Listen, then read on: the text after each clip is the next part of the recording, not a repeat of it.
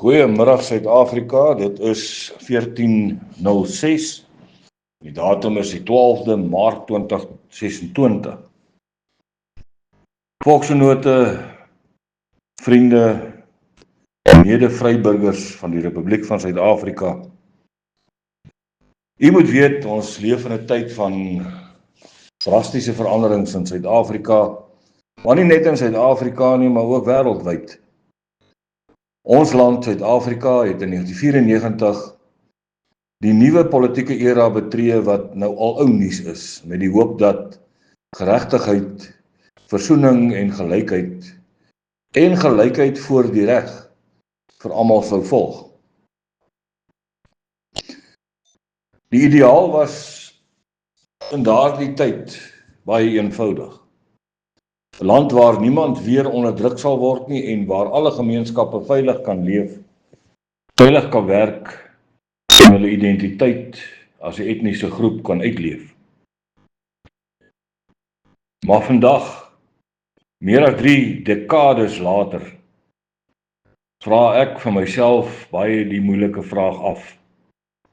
Word minderheidsgroepe in Suid-Afrika werklik beskerm, soos wat die grondwet beloof het om te doen?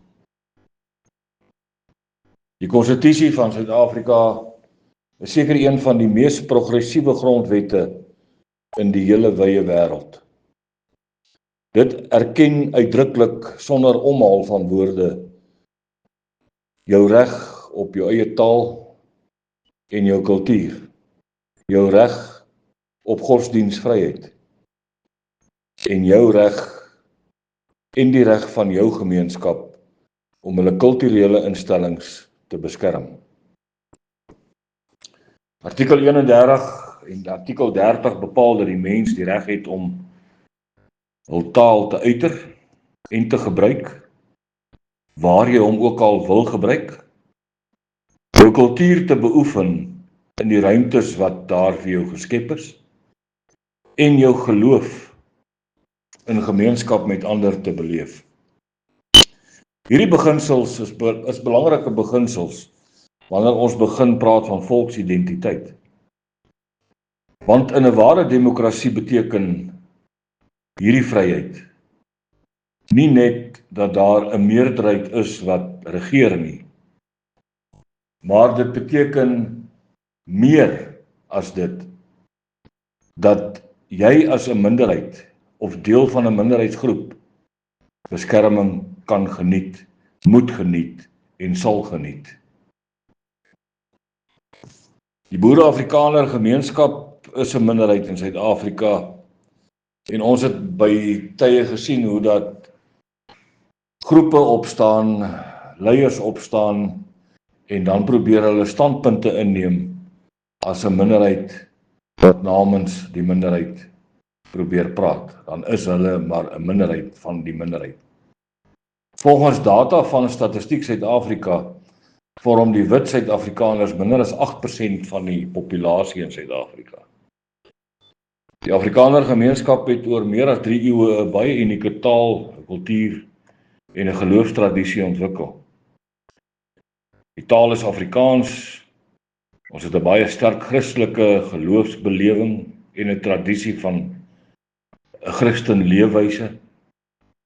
Gemeenskapsinstellings soos skole, kerke en universiteite is oor baie jare geskep. Vir baie mense is hierdie dinge nie net kulturele verskynsels nie, maar dit is die houers, die draers, die sigbare bewys van identiteit en 'n geskiedenis. Na 1994 was dit verstaanbaar dat Suid-Afrika hierdie ongelykhede van die verlede wou regstel. En dit het by die stemboks, by die stembus, baie duidelik uitgekom. Die sogenaamde ongeregtighede van apartheid het nie net by ons nie, maar ook by die slagoffers baie diep letsels gelaat. Geen eerlike mens wat eerlik is met homself kan ontken dat baie mense in die verlede onreg ervaar het nie. Maar dit was ook nie so erg soos wat dit vandag is nie.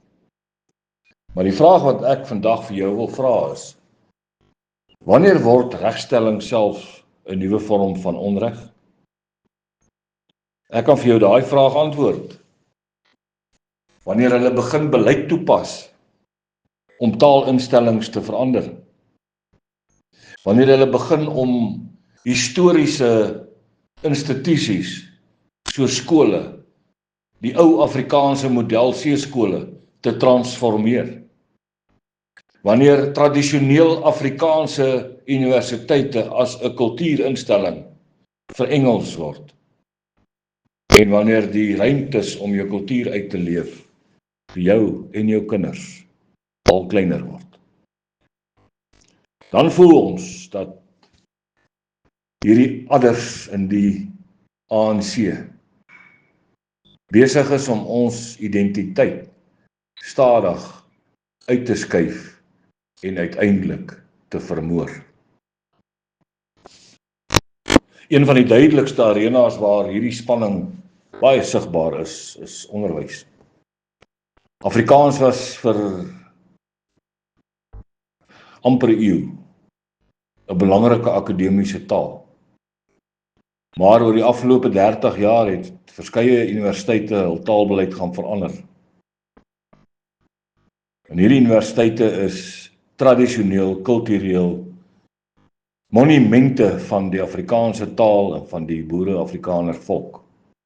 Die Universiteit van Stellenbosch, Universiteit van Pretoria, Universiteit van die Vrystaat, Universiteit van Potchefstroom.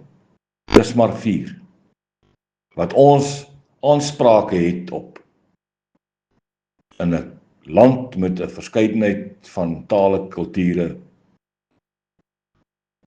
en etniese groepe. Waar is julle universiteite? Baie programme wat voorheen in Afrikaans aangebied is, het geleidelik na Engels oorgeskakel. 'n Baie gewilde rede wat hulle aanvoer is toegang tot instellings, omdat hulle nie hulle eie het nie, en natuurlik die beleid van integrasie, wat glad nie in die grondwet opgeskryf staan nie. Maar baie Afrikaanssprekendes voel dit soos die verlies van 'n pilaar. 'n Stadion wat ineen gaan stort, omdat daar 'n pilaar missing is. Daar is 'n belangrike verskil tussen integrasie en assimilasie. Per definisie beteken integrasie verskillende groepe leef saam, maar hulle behou hulle identiteit. Maar die gevreesde woord assimilasie beteken dat daardie kultuurgroep, etniese groep, sy identiteit moet prysgee om in te pas. En ongelukkig is dit so dat al die ander volkere in die land is bereid om dit te doen. Maar 'n groot deel van die boere-Afrikaner volk het 'n vrees om te assimileer. Juis omdat hulle stam uit lande soos Switserland en België, waar taal- en kultuurgroepe baie sterk funksioneer. Nog 'n faktor wat hierdie spanning vererger, is 'n uiters swak staatsbestuur, die swakste wat hierdie land ooit in die geskiedenis gesien het en seker ooit weer sal sien. Die sogenaamde ondersoek van die Zondo-kommissie het onthul hoe korrupsie en staatskapings juis die oorsaak is dat hierdie instellings van ons, Afrikaanse boeremense, beskadig is. Wanneer 'n staat swak funksioneer, word daar nie infrastruktuur gebou nie, sakke word gevul.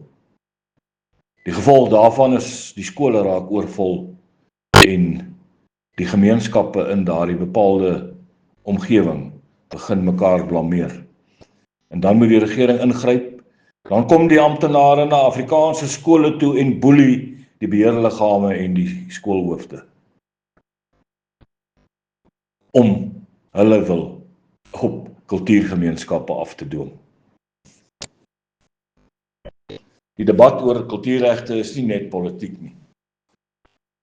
Daar is ook 'n morele en geestelike vraag wat gevra behoort te word.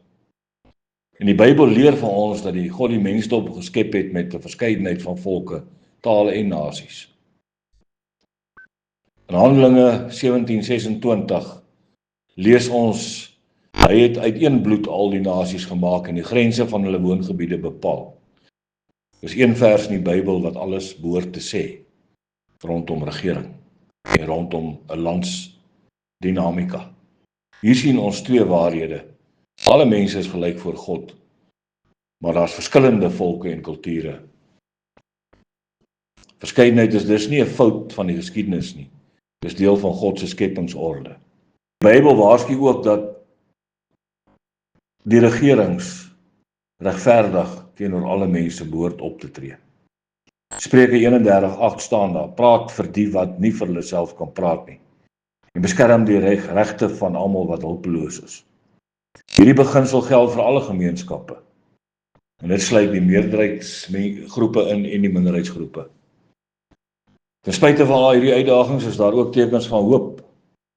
Baie gemeenskappe bou nuwe instellings, Afrikaanse skole, kultuurorganisasies, universiteitsinisiatiewe soos Akademia, Orania en andere. En hierdie pogings wys iets baie belangriks vir ons uit, dat ons het nie die regering se geld nodig om as 'n kultuurgemeenskap te oorleef nie en verantwoordelikheid te neem nie. Die probleem net waarmee ons nou sit, is dat die massa van ons mense, die grootste hoeveelhede van ons mense, is in die geïntegreerde stede en dorpe van ons land. En daar moet hulle beklei vir autonomiteit en vir kultuuruniekheid en om identiteit te beskerm. Dit is waarmee ons sit op hierdie stadium van die geveg. Die pad vorentoe vir Suid-Afrika moenie een wees van wraak, skuldpolitiek of kulturele uitwissing nie. En dit is wat die regering mee besig is. Ons moet 'n pad kies en ons moet daai pad afdwing deur eendrag te wys. En dit is wederwysige respek, regte vir alle gemeenskappe en eerlike dialoog. En Boerelegioen sien daardie beweging in die kleine besig om groot te word. 'n Ware reënboognasie is nie 'n plek waar almal dieselfde word nie. Die reënboog het verskillende kleure en is nie 'n grys massa nie. Dit is 'n plek waar kleure parallel saam bestaan. Elkeen in sy eie baan. Vriende, die toekoms van Suid-Afrika hang nie net af van ekonomie of politiek nie. Dit hang van iets baie, baie diepers af. Of ons mekaar se menswaardigheid en identiteit kan respekteer, en of ons uniekheid, ons eie uniekheid kan bewaar deur eendragtig saam te stem oor sake waar ons 'n gemeenskaplike belang in het. Want jy sien, volksgenoot, 'n land waar minderhede nie veilig voel nie. Daardie land kan nooit werklik stabiel wees nie. Maar 'n land waar elke volk, taal en kultuur ruimte het om te floreer, dis 'n land wat werklik vrede kan ken. Ons as wit Afrikaans sprekende Suid-Afrikaners moet wysheid hê om daardie pad te kies. En mag ons altyd onthou die woorde van Jesus in Matteus 5 vers 9. Salig is die vredemakers, want hulle sal kinders van God genoem word. Ons Vader wat in die hemel is, ons kom voor u troon en ons kom bid vir wysheid vir ons land en ons land se mense. Ons bid vir geregtigheid vir alle mense. Ons bid dat geen volk sy taal, geloof of kultuur hoef te verloor nie. Maar ons moet ook leer, Here, om mekaar te respekteer. Leer ons om dit te doen en om waarheid met liefde te praat en nie te skree nie. Beskerm ons land teen verdeeldheid en onreg. En ek kom bid, Vader, vir 'n positiewe uitkoms en 'n hoopvolle toekoms. Ons vra dit in die naam, bo elke naam, die koning van die konings, die Here van die leerskare, Jesus Christus van Nasaret. Amen. My liewe volksgenoot, daar kom tye in die geskiedenis waar stil bly nie meer 'n opsie is nie. Daar kom tye wanneer ons moet opstaan en later as een volk eendragtig moet opstaan en sê, hier staan ons, hier bly ons, hier bou ons. Ons praat nie vandag oor die politieke ideologie nie, ons praat oor iets baie diepers, dis die reg om te bestaan. Vir die Afrikaner en boer is taal nooit net 'n kommunikasiemiddel gewees nie. Dit is hoe ons geskiedenis onthou. Hoe ons geloof bely. Hoe ons kinders leer wie hulle is. Psalm 33 sê, welgeluksalig is die nasie wie se God Jahwe is. 'n volk sonder geloof is 'n volk sonder 'n kompas. Daarom is dit baie belangrik dat kinders in ons skole kan leer waar geloof nie onderdruk word nie, waar gerespekteer word.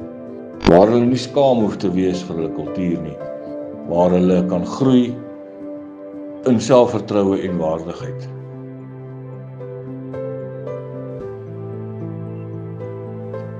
Volke word nie vernietig wanneer hulle klein word nie, of wanneer hulle onderdruk word nie.